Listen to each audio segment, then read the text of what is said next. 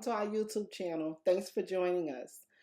So today, as promised, I will be talking about the business side of things uh, in your daycare from home. So this video, I'm going to try to get through really quickly because the children are napping and before you know it, the day will have ended. So I want to talk to you guys about a well-written set of policies and regulations. So I want to go over some things that should be included in your policies. And I'm sure that you guys can think of many more, or you may have some ideas of things that you think that I think should be in your policies. And the first thing would be late fees. Late fees, would occur when a parent picks up a child late. It would be ideal if parents actually picked up their children before closing.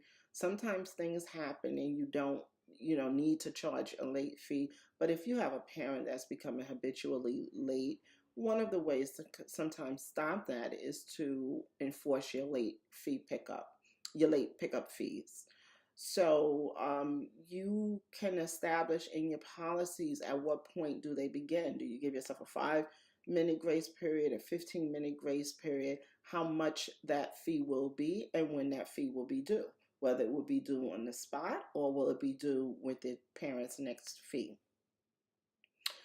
Another policy that you should consider putting in writing would be your payments.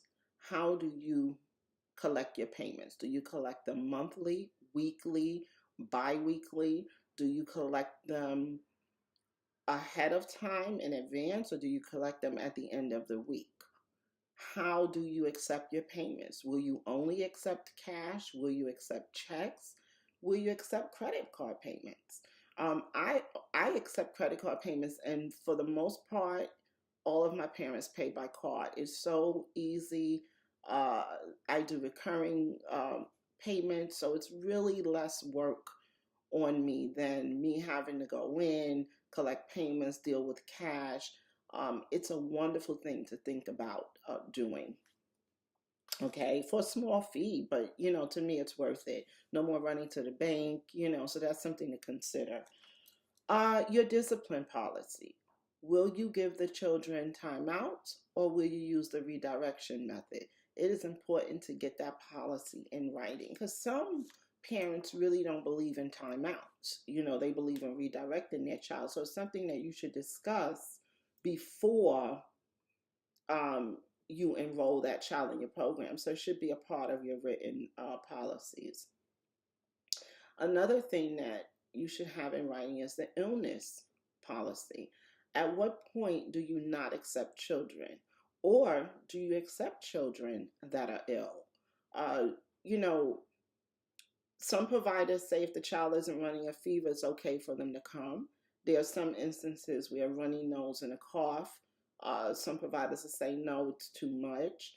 So it's up to you. Remember, it's your business, your policies. But that's another thing that we should put in our policies.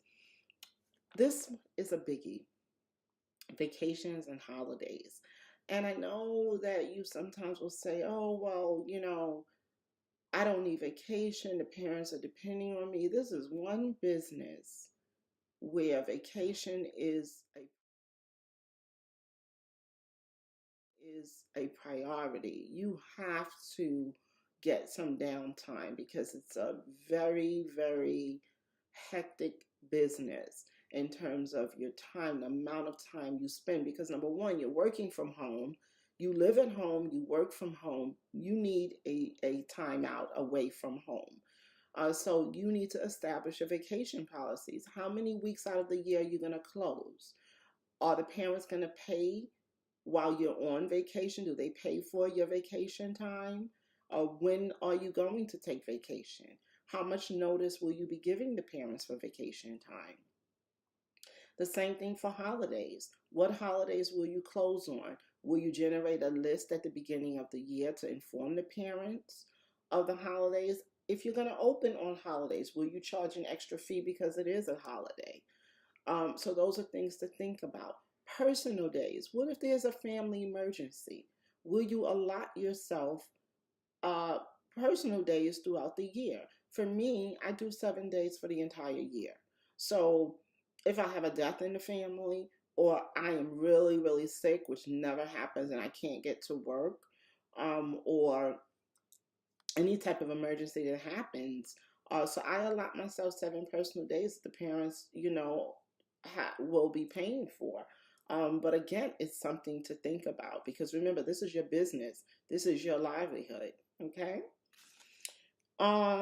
You should be placing in your policy the meals, uh, whether you will be providing meals for the children or the parents.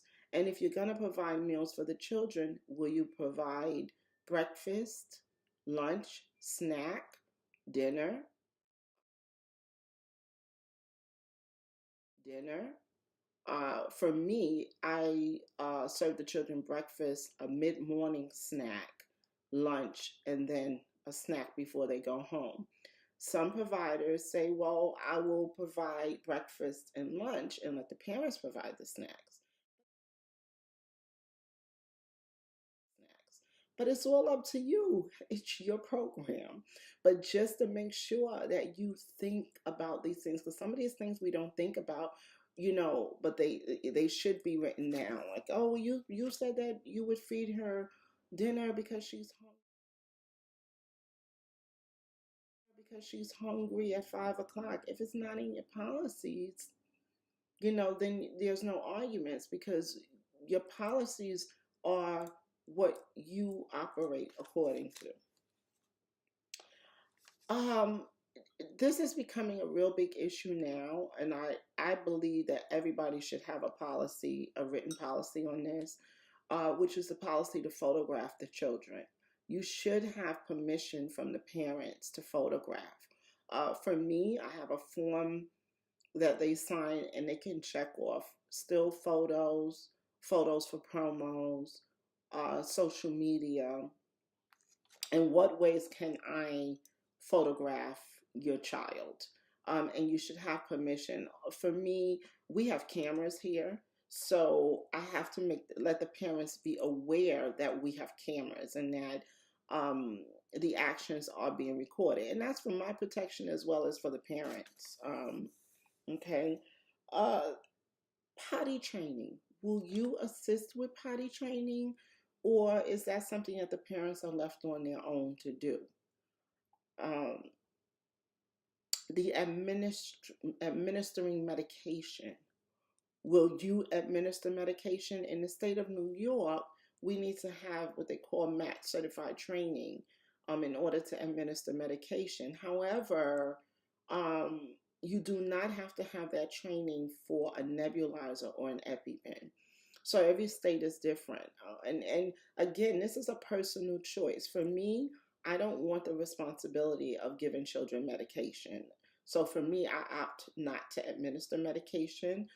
But, there are many providers that have no problem doing it. And the other thing would be supplies. You should have a clear understanding of what the parents are expected to provide in the program. So for me, every child has to have a complete set of clothing here at all times. The parents provide the sheets that the children nap on, and they also supply baby wipes and Kleenex about twice a year so that we stay well stocked. And those are my requirements. Everybody has different requirements of what they would like for the parents to supply and not, but it should be in writing. Of the times that you serve your children meals, that should now be in terms of your registration packet. Your policies are one thing. Your policies are what you're going to sit down with the parents with, or at least I do.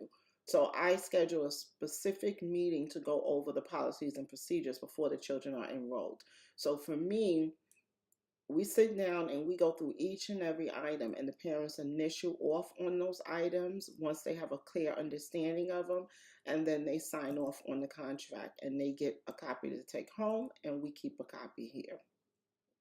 So once again, I think that if you have a clear, concise, written policy handbook, that it will serve your business well. And also for incoming potential clients, it gives them a sense of that you are a responsible individual, and they take your business more seriously. Because remember, we're in our homes. So a lot of people don't take what we do seriously. They still call us babysitters and, so on and so forth. But if you want to be looked at as a professional, then I suggest that you run your business efficiently as a business so that you will get that title as a professional licensed daycare provider.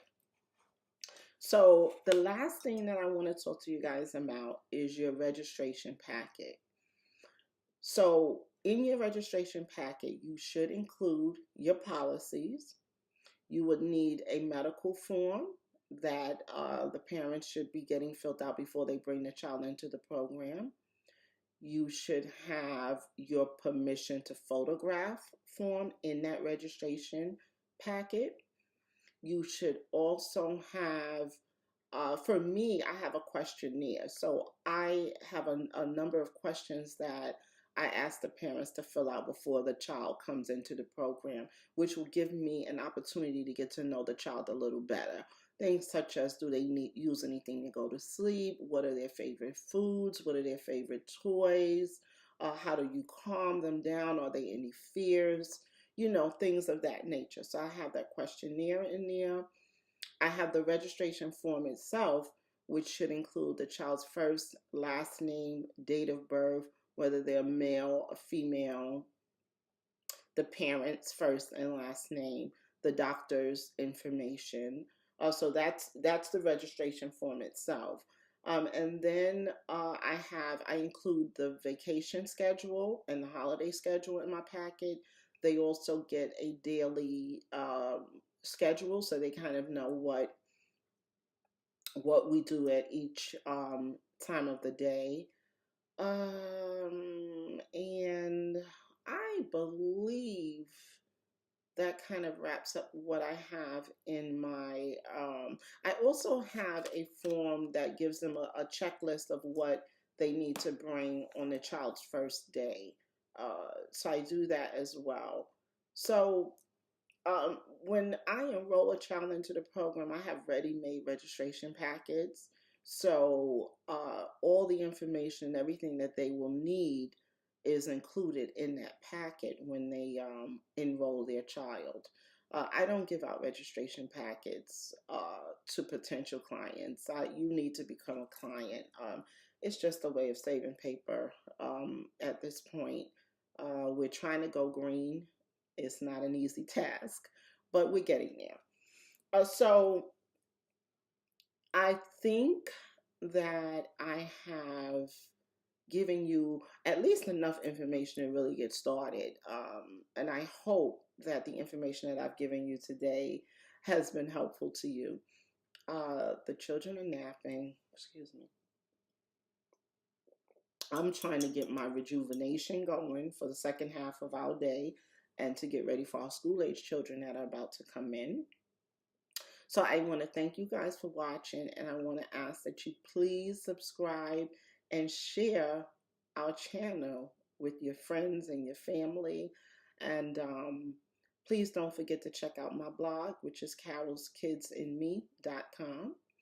Okay, so you guys have a wonderful day. We will have another video coming out on Tuesday, and